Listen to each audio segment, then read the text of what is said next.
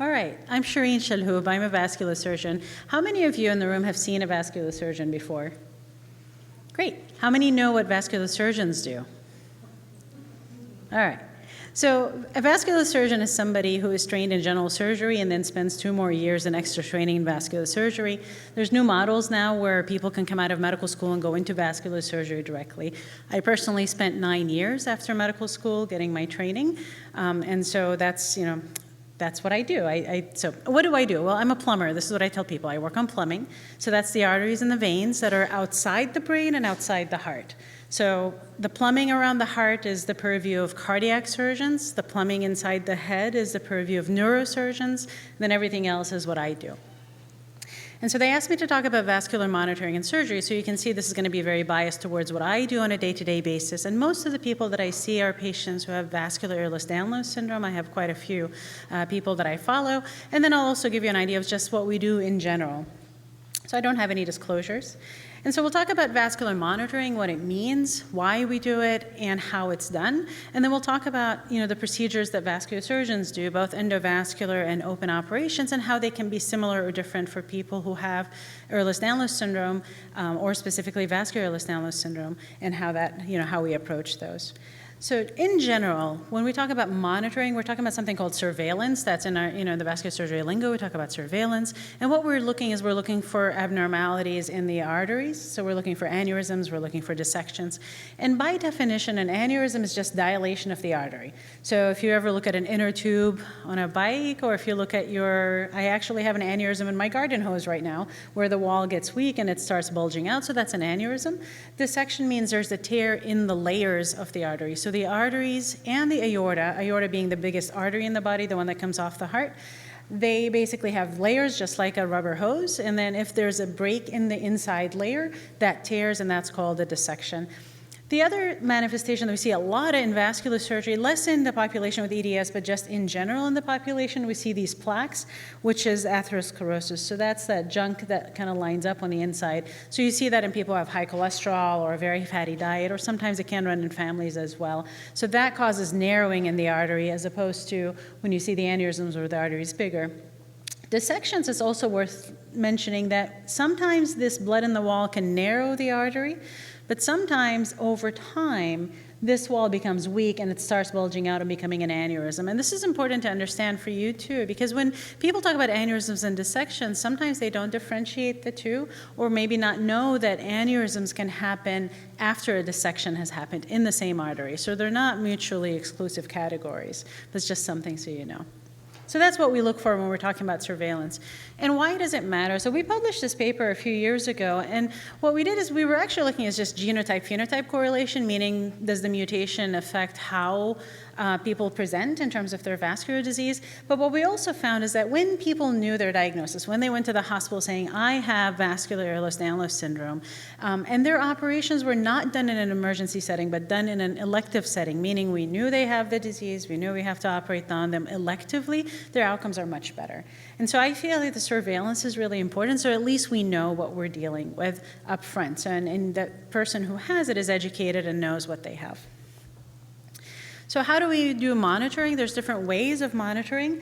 You have duplex ultrasound. This is like bread and butter vascular surgery. I mean, vascular surgeons not invented it, but they modified the technology. And actually, where I work, University of Washington, prior to my time, there was a guy by the name of Eugene Strandness, and he was a vascular surgeon, and he was the father of this technology, if you will. And then there's also CT scans and MRI scans. I was going to talk through all of them so you understand what they're all about. So ultrasound, duplex ultrasound, you're using sound waves. You're basically listening. This is a probe that listens. But because we can't interpret what it's listening, the duplex component involved, like we take these sound waves and we translate them to images, and that's why it's a duplex ultrasound. When you hear about echocardiograms, have you heard of echocardiograms where they look at the heart? That's also using a very similar technology, and the cardiologists use that extensively, but we usually use the duplex ultrasound.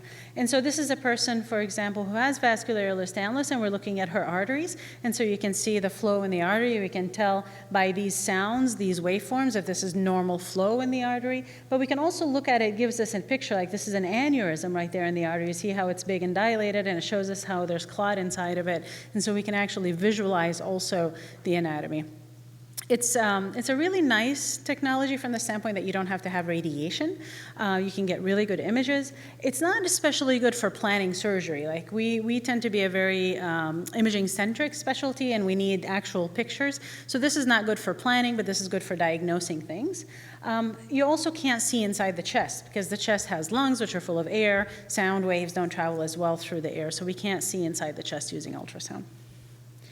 What about CT scans? These are really common. People call them CT scans. You'll hear them called CAT scans. You'll hear computed tomography angiograms. So basically that's x-rays, and the x-ray the people go into this donut machine, and it takes slices of what they look like.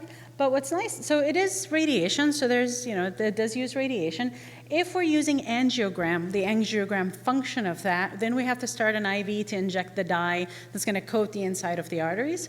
And what's nice about that is it can give you pictures like this, where you can see the bone, and then you can also see the artery that's lined up on that. So these are really beautiful images, and it's actually very intuitive. When you look at it, you're like, oh yeah, I see what we're talking about.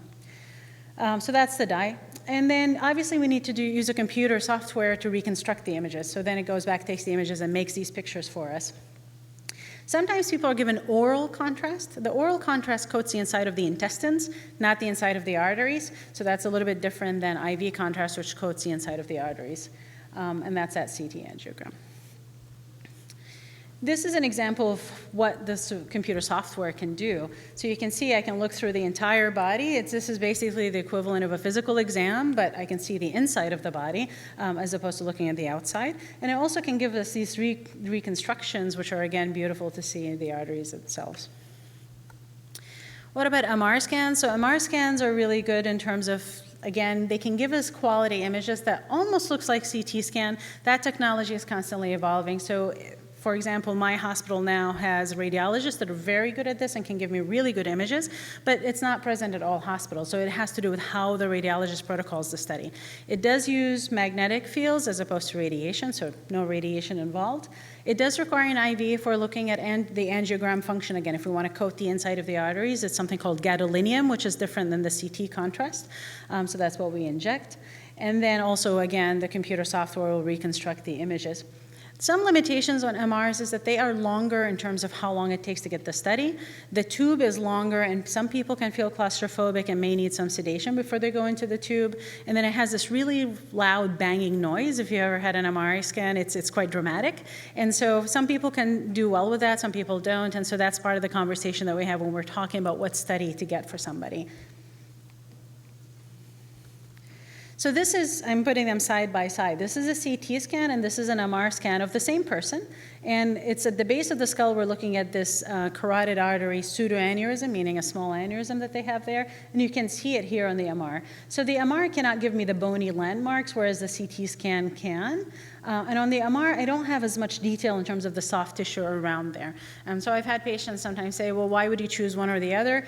My preference is less radiation to you, the better. But if we're talking about something potentially that needs surgery or where we need to see more detail, then I'd rather get a CT scan. And so that's usually part of our discussion when we choose what studies we're going to do.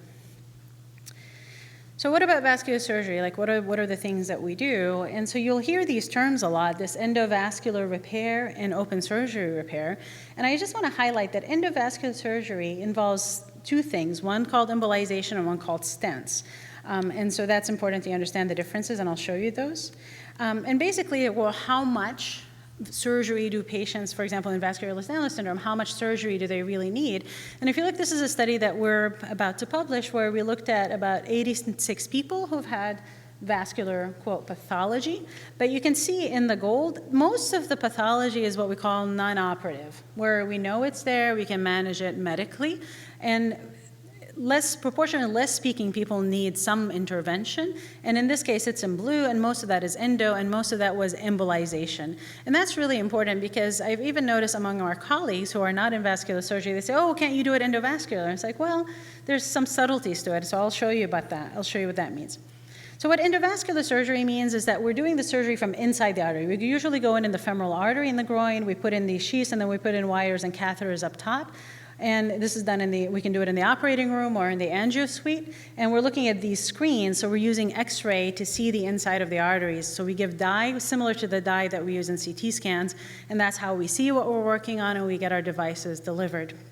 And what are the devices? Like I said, the most common one is embolization. That's meaning coils. You'll hear the term coiling, where basically you need an aneurysm that kind of looks like this, so almost like a berry aneurysm, and it has a neck, and then you can go in and sneak in and put your coils inside. The coils are just metal wires, if you will. This is an example of what it looks like on a CT scan for somebody who had a hepatic artery coiling, or in this woman's case, she had a carotid artery coiling. So that was the aneurysm, and then and this was done at Hopkins where they put a bunch of coils in there. This was done at our institution where we put coils in the hepatic artery. So that's what coiling is. Coiling is good for aneurysms that you're willing to sacrifice, right? You're just taking them out of the equation. You're saying, I can safely take you out of the circulation. I'm just going to fill you with a bunch of junk. This is an example of a carotid cavernous fistula. Are you guys familiar with a carotid cavernous fistula, what that means? So that's, I'll show you a picture here. So basically, it's behind the eyeball, the carotid artery and the veins can come together and basically start communicating so that the blood from the artery is dumping into the veins. And so what happens if that happens, there's a severe headache, and then the eye starts bulging and becoming very red. One of my patients who had it, the way she described it was like having a washing machine in her head, like she just heard a washing machine sound in her head at that time. And so you can see this is the angiogram. And again, this is done by neurointerventionalists, but it's endovascular, meaning they went up through the artery. In this case, they went up through the vein specifically. But you can see how it's just very fuzzy looking. And after they put the coils in, it sort of straightens out everything and just cut off the circulation between the two. So then when we talk about endovascular repair, if you talk to a vascular surgeon and say endovascular repair, the first thing we think of is stents, not coiling.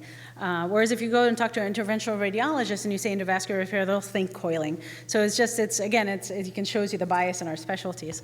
But what a stent mean is, it's usually a stent in its simplest form is this. It's just a wire mesh cage that looks like the artery, and we just put it inside the artery to line the arteries. In most vascular work that we're doing, when it comes to aneurysms and dissections, we're really thinking about these stent grafts, meaning it's the wire mesh and it has covering of fabric on top of it. And the other thing you see it is in these ones that you use for aneurysms, which are really big, and so this is called endovascular aneurysm repair. And so I'm putting this as an X because these, in people who have connective tissue disorders, we do not recommend using endovascular aneurysm repair for aortas or the thoracic aorta. Anything aortic, we usually say this is not a good option. These people should have an open operation. But we can put some of these stent grafts into the arteries, the smaller arteries. The ones that we were thinking about embolizing that maybe we can't embolize them, we could use these stent grafts inside of those. So the smaller arteries are okay, but the aorta is not okay. So this is important to flag that when you're having a discussion with somebody who may not understand what vascular Ehlers-Danlos or even Ehlers-Danlos is about. I think that's where you have to stop and say, is this something you can put safely? Will it cause any problems? And the reason we don't do it in the aorta is because it causes more problems. It doesn't sit right. It can erode through the artery. It can cause more tearing in the artery. And so that's part of that discussion. This is an example of a successful use of stent grafts in somebody who had a subclavian artery. So this is at the base of the neck where they had a tear. And so then this was at UT Houston when I was there for about a year. One of my colleagues did this case, but basically put the stent in to kind of seal off the area where the tear was. So that's a very good use of an endovascular technique to solve this. Having to solve this with an open operation would have been truly a mess and not a successful operation. So this was a good choice in this case. What about open surgery? So everybody talks about open surgery, and in Ehlers-Danlos in general, it seems to be okay. And one of the concerns we talk about is bleeding issues. But in vascular Ehlers-Danlos, there's a lot of anxiety about using open surgery, and that comes from because emergency surgeries tend to not do so well, and that's because the tissue is very fragile at that time. But if we're doing this electively, there are things we can do to make things better, such as gentle retraction. And this is a picture of really what it looks like. I don't know if you've ever seen any videos online of what it looks like if we're going to somebody's belly, but we have these retractors that are made out of metal and they hold everything. And I still remember as a medical student going into my first big abdominal surgery, and I was just horrified of how much pressure there is to separate the belly wall and to open it up. And I still remember that. And I'm a surgeon now who does this for a living, but I still remember that first time of thinking. So it's important to know that there's a lot of tension and traction on the tissue. And so when we're dealing with somebody who has vascular Ehlers-Danlos or has fragile tissue, we are super gentle when we do these. Also, the other thing is there's something called pledgeted repair. So when we put in sutures, it's literally you're sewing into the tissue. We add an extra layer of fabric, if you will, to that to kind of buttress our sutures, and it makes the sutures not cut into the tissue. It kind of gives them a little bit of support. So that's a nice technique that we use. And then we choose our clamps. We plated clamps. So these clamps are made out of metal. So we don't use the sharp ones. Obviously, we're going to use something that's soft. That's going to, again, not tear into the tissue. So these are things that we are mindful of when we're operating. And that's really. So on the CT scans, and I did not bring vertebral arteries, but this is the vertebral column back here, and the vertebral artery would run back here. We do see, so what's in my purview is anything that is below the skull base. So like anything below here, that falls under vascular surgery purview. Anything above that, once you get to the skull base, becomes neurointerventional, especially if it's anything in the brain. The tortuosity in and of itself is not considered pathologic, meaning we don't think of it as bad or something that we need to do something about. But what it is a marker of is somebody who has connective tissue disorders. So there's some work in the Marfan population where they're looking at increasing tortuosity. It's called the vertebral tortuosity index. They're looking at more tortuosity, maybe a marker that the tissue overall in the body is more fragile. So when I see it in clinic or when I'm talking to a patient, I'll say, oh, you have tortuosity. And it just triggers exactly this discussion of saying it's a marker that maybe the tissue is more fragile.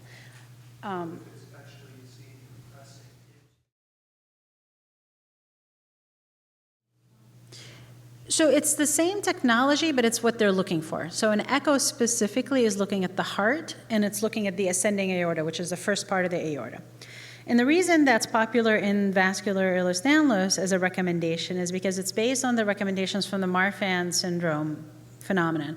In Marfan syndrome and in low ED, it's the aortic root, which is the heart's here and the aorta comes off. The aortic root tends to dilate first. That is their natural history. We've seen some of that, very few, in vascular Ehlers-Danlos, but it is not the common way they present. But again, you have to look at the landscape. Who's taking care of the patients? A lot of them are cardiologists, and that is what they do. So I think at one time echo is definitely warranted, but it's very limited from a vascular surgery perspective, right? I want to look at everything else, not just there. And I will see that on the CT scan. If we get a CT scan, we will see the aortic root and the ascending aorta. The CT scan will not give me an idea of how well the heart is working, right? The echo will give us, it's a functional study. So I think they're complementary, but just know that they're looking at different parts. And even when you order a duplex is just a generic term. So then the lab will say, a duplex of what? And you say, oh, well, the carotids, and I want to look at the mesenteric arteries, and I want to look at the renal arteries, and I want to look at the iliac arteries. So I have to specify to ask the tech to look at all these things. Yes. So it's not my area of expertise. What I will say, like for vascular Ehlers-Danlos, when we talk about endoscopy, meaning putting a scope into the colon, the way that's done is there's air. They have to fill the colon with air to stretch it. And so normally for vascular EDS, we'll say, look, the colon is especially fragile. We really don't want to do that unless that's the only thing we can do. Not to say that it can't be done. It can be done. I don't know specifically if in the other subtypes, if the risk of colon perforation is any higher with colonoscopy. And I don't know if we have any experts in the room on that can answer that. But that's the concern, is how much air are you pumping in there and how much pressure are you putting on the walls of the colon? Because even in somebody who, quote, doesn't have any of these, just, average Joe having a colonoscopy, you can still perforate the colon. Correct. So it depends on what they put in there. So the MRI scans, there are like two generations. There's a 1.5 Tesla and a 3 Tesla. It just depends on the strength of the magnets. So some of them can be compatible, some of them won't be.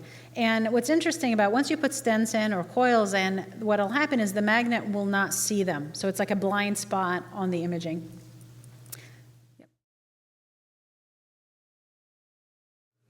Right. So one of the sort of the, like if you call it the old wives' tale, but that has happened to somebody when I was in training who did not have any of these abnormalities, just average Joe, and they had a manipulation of the neck and can get dissections into those things. So absolutely, I always say no chiropractic manipulation.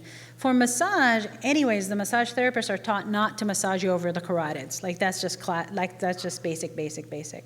And so I think gentle massage is fine, but chiropractic manipulation, absolutely not. And there's really not, like, this is, again, not science-based, not big data. But what I do is if somebody comes in to me the first time and they definitely have vascular Ehlers-Danlos, I'll do a one-time, head to everything, and then annually thereafter. And I just think that's a reasonable approach. And then based on how deep we have to look, a lot of times I'll switch to the duplex exams to say, we know everything looks fine, let's just do duplex exams. So I think... Well, that's what I'm saying. There's no big science, right? I mean, one of the things we proposed this year to our Society for Vascular Surgeries is to write guidelines for management. And that's going to be a 2-year project. But part of that is to see how strongly we as a group of, quote, experts getting in a room and saying what is a reasonable amount. Because one of the things we also don't know is this causing more anxiety or less anxiety. I've tried spacing people out to say, let's do every 2 years. They're like, no, I want to see you once a year. So it's like, okay, well, once a year then. But I mean, again, it's not hard science to say that it makes a difference. And you're talking about MALS, the median arcuate ligament compression syndrome? So let me tell you, I'm learning a lot about that this year because I do now see the MALS patients as well. And I'm finding that there's a lot of overlap in their symptoms with the hypermobile EDS or the classic EDS.